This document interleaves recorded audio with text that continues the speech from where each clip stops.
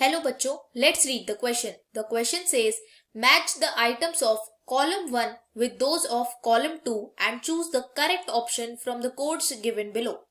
तो यहाँ हमें अलग अलग फॉर्मूलाज गिवन है और हमसे पूछा गया है कि ये कौन से लॉ में से डिराइव किए गए हैं। तो इसके लिए जो की कॉन्सेप्ट हम यूज करेंगे वो यूज करेंगे दैट, अगर हम फैराडे लॉ की बात करें, क्योंकि फर्स्ट जो हमें गिवन है वो है गिवन फैराडेज लॉ। तो फैराडेज लॉ में ये कहा गया था कि अगर हम इंटीग्रेशन करें किसी क्लोज लूप का तो E dot D L is equal to D phi B by D T होगा। तो मतलब जो चेंजिंग मैग्नेटिक फील्ड है वो एक तरीके से इलेक्ट्रिक फील्ड का प्रोडक्शन कर सकती है, और फैराडे लॉ के थ्रू हमने ये इलेक्ट्रिक फील्ड कैलकुलेट करी थी ड्यू टू फ्लक्स चेंज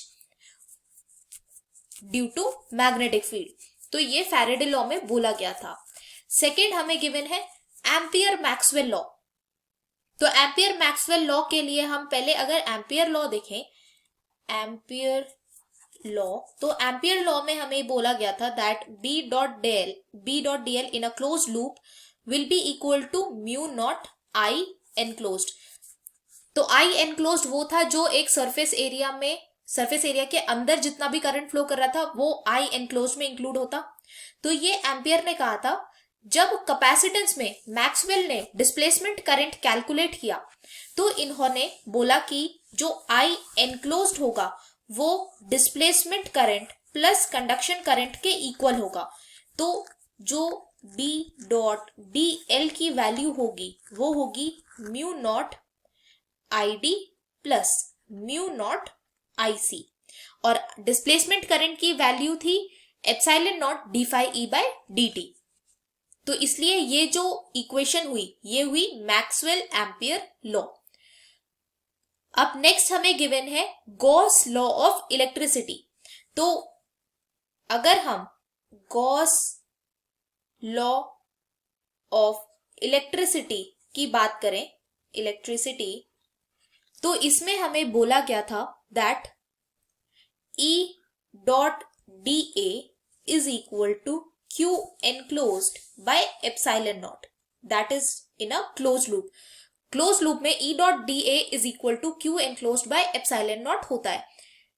और अगर हम बात करें लास्ट में गॉस लॉ ऑफ मैग्नेटिज्म की, तो गॉस लॉ ऑफ मैग्नेटिज्म ये हमें बोला गया था that in a closed loop B dot D A is equal to 0। तो ये बोला गया था गॉस लॉ ऑफ मैग्नेटिज्म के लिए।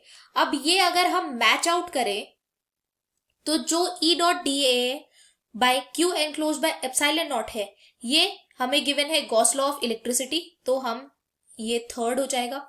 B dot D A is equal to 0 for a closed loop, तो ये गॉस लॉ फॉर मैग्नेटिज्म है, तो ये फोर्थ ऑप्शन मार्क करेंगे। E dot D L is equal to D phi B by D T, तो ये हमने Faraday law में पढ़ा था, तो ये फर्स्ट हो जाएगा। And B dot D L is equal to mu naught I C plus mu naught I D, तो ये हमने पढ़ा था एम्पियर मैक्सवेल लॉ में।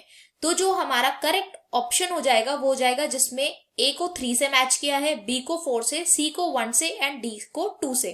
तो जो करेक्ट ऑप्शन है वो है option C, 3 4 1 2। I hope you understood this well. Thank you so much. All the best.